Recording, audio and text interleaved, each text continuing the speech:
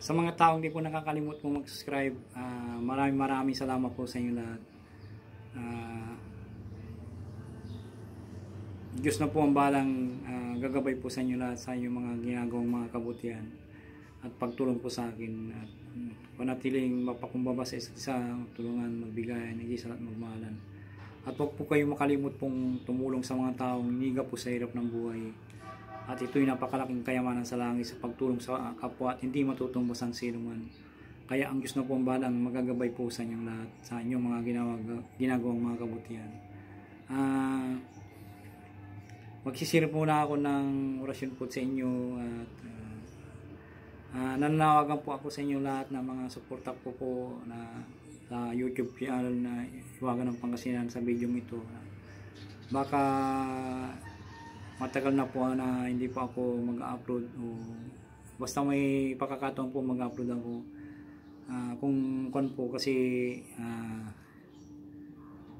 namatay po kasi yung binan ko po na babae, edad niya po ay 82 na po, ang binan ko po yun.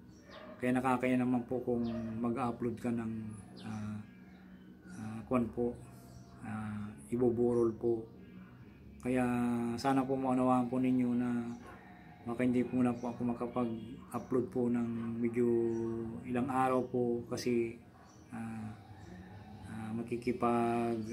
tutulong muna ako sa pakikipaglamay po, at tutulong po rin po ako sa mga gawain po. Sana po maunawaan po ninyo. Ang Hiwaga ng Pangasinan po, maganda na po yung pagkamatay niya, kasi hindi na po siya nahirapan po, at hindi na po siya naghirap na maigi. Siguro Diyos na kumuha sa kanya na hindi na niya gustong pahirapan po siya. Kung nasan po yung kaluluwa po ninyo, sana po pakisuportahan po yung aking YouTube channel, Hiwaga ng Pangasinan. Maraming salamat po sa inyo sa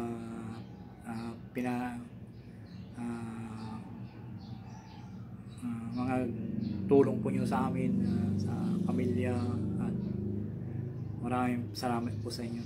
Sana po nasa kawalhatian kayo ng Diyos ang makapangyarihan sa lahat, yung kaluluwa po ninyo. Kung saan man kayo naroon ngayon ay nasa mabuti pong kalagayan na Diyos na Ama na ang gagabay po sa inyo sa langit.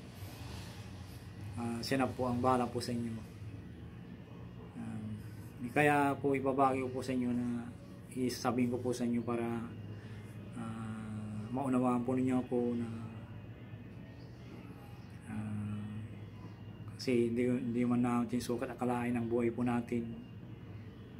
Pero maganda na po yun, may 80 na po, 82 na ata po. Bigla po yung pangyayari po, isang linggo lang po siyang tapos humiga. Tapos pag po ng bandang alas 10:30, nakita na po nila ay hindi na po siya gumagalaw. Kasi wala po ako sa bahay, na malingki po ako ng kakainin namin, kasi wala pong mautusan po dito sa bahay, kundi pagkatapos ko po kasi magwardya po, ang pasok ko po kasi ay 8 to 6 ang gabi, panggabi po ako. Tapos pagkuan ko po, tinutulungan ko po yung asawa ko na minsan kasi ginagamot ko po yung asawa ko na may konsya. Hindi naman po kuan po sa physical po yung karamdaman po, yung sa acid reflux, yung sakit po niya. Kaya unti-unti po siya nagagamot ko po at lumakas na po siya. Ito naman pong sumunod po yung mother po niya namatay, ibuburol po. Kaya baka matagal-tagal akong hindi maka-upload po. Kaya sana po maunawaan po ninyo na suportahan nyo lamang po kahit na wala po akong upload, supportahan niyo lamang po ako na pakitulong na lang po. At hindi po kayo makakalimutan na po, pag may pagkakataon po ako, mag-upload po ako.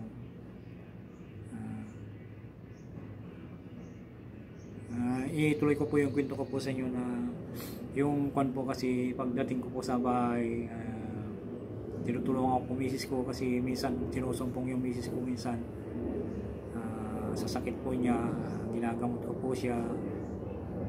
Minsan naglalaba, hindi maganda po yun, sabi nila na pag maglalaba ka, hindi yun yung sabi nila na undress ka na, hindi po. Maglalaba ka, yan ang pagmamahal ng isang pamilya po, magtulungan lamang po. Wala pong indian po yan po. Basta may tutulong, kahit puyat po ako, pinipilit ko pa rin po mag-upload, po. Parang tinukan ko lamang po, at minsan po may dumarating po na papagamot po, sige, basta kaya ko po, ginagamot ko po.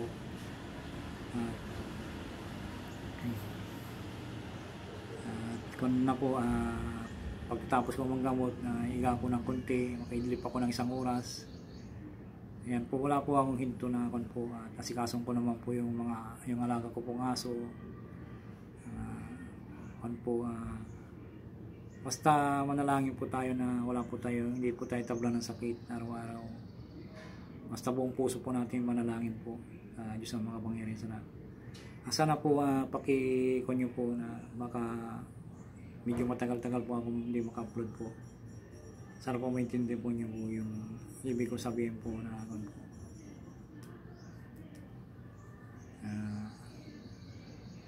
baka ililibing po sa po linggo po, o iwan ko lang po sa linggo.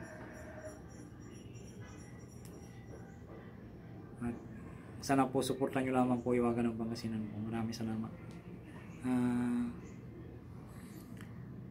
Shout out po sa inyong lahat, mga supporter ko po, mga subscriber ko po, mga baguhan lamang po. So, shout out po sa inyong lahat. Dito lamang po ang Iwagan ng Pangasinan, magmamahal po sa inyo. Sana po mahalin nyo rin po Iwagan ng Pangasinan. At ang i-share ko po ngayon po sa inyo ay yung orasyon gayuma upang makalapit ang mga tao sa iyo o marami kang kaibigan po. Ito po yung napaka-importante po na orasyon po. Usalin ng 3 beses po, iipo sa dibdib pa krus bago umalis ng bahay po.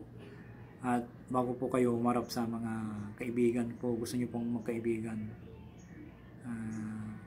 hawakan nyo lamang po sila sa kamay, at makipag-usap o makipagkaibigan. Marami pong makikipagkaibigan po sa inyo, mga gusto nyo pong makakaibigan po. Maganda po rin itong mga gamit po nyo kung halimbawa po gusto nyo pong humingi ng tulong sa kanila, tapikin nyo lamang po sila sa balikat po at sabihin nyo po na kaibigan, at makikipagkaibigan sa inyo ang tao. Narito pang orasyon po. Direkta na po ito, hindi na po magdadasal po. Narito po ang orasyon po. Orom, Ralum, Apasuam, Migum, Akso. Orom, Ralum, Apaksuam, Migum, Akso. Orom, Larom, Apaksuam, Migum, Akso. Narito po ang orasyon. Salin po ng 3 beses po at ipo sa dibdib ng pakros bago umalis ng bahay po. Narito po ang orasyon po.